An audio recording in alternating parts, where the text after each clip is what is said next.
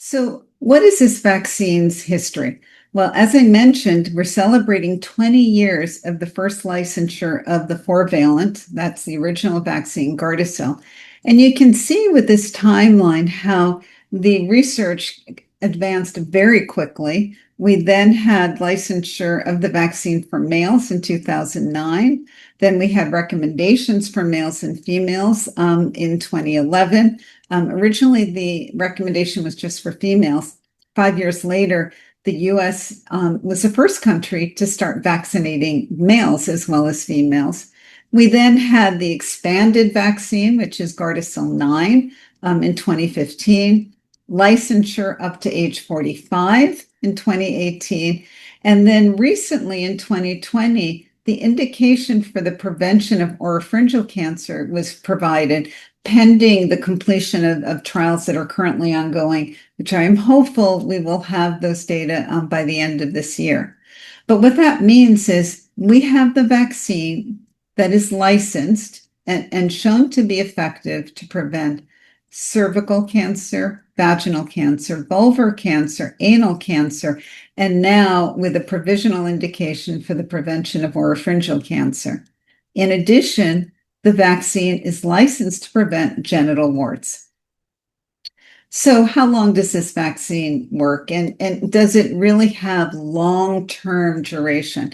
And so the individuals that were in the original trials that led to licensure of the vaccines continue to be followed.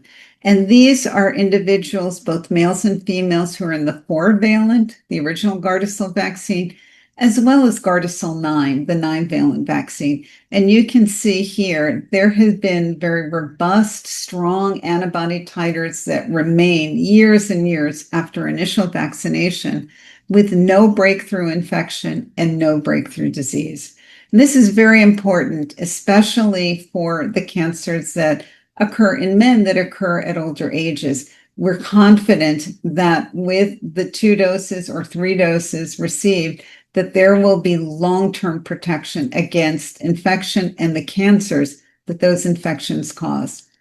And in fact, when we look at the published scientific literature, we see reports from multiple countries showing that after they have introduced the vaccine in their national programs, so this is in the real world setting now, not, an ivory tower clinical trial.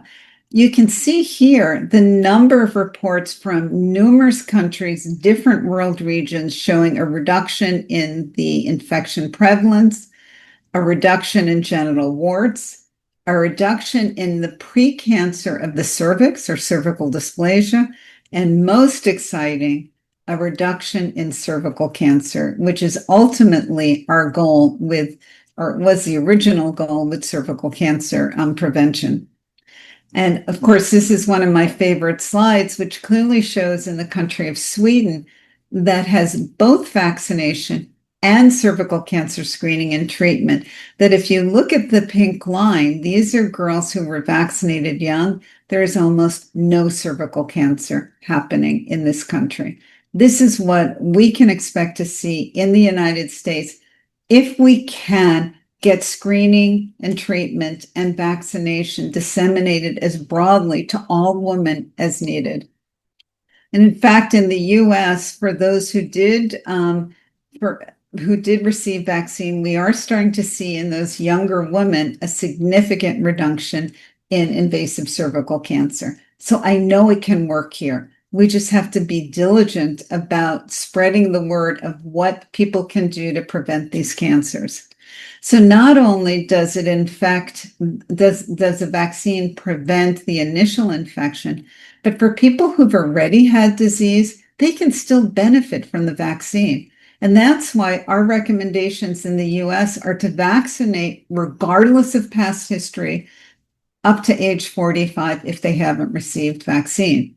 What I'm showing you here is that among women who had an abnormal pap smear, had dysplasia, and first received the vaccine at the time that they were treated, they had a 70 to 80% reduction in a recurrence of a lesion. In other words, the vaccine protected them from having a cervical dysplasia lesion again in the future. And the same is true for preventing a recurrence of genital warts, as well as a recurrence of vulvar lesions. And we see something very similar in adult males. So adult males who were not vaccinated and developed an anal lesion and then were treated for it, but vaccinated, they had a 52% reduced risk of having a subsequent anal lesion compared to men who were initially treated but never received vaccine. And very similar, a 50% reduction in genital warts in men.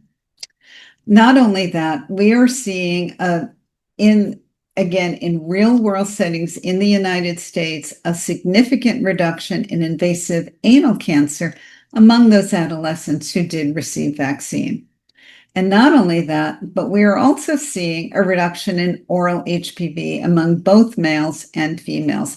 And the color to look at here is, you can barely see it because I've got 0, so there's no color bar, would be the dark blue vaccinated men. And the same thing was shown in the United Kingdom.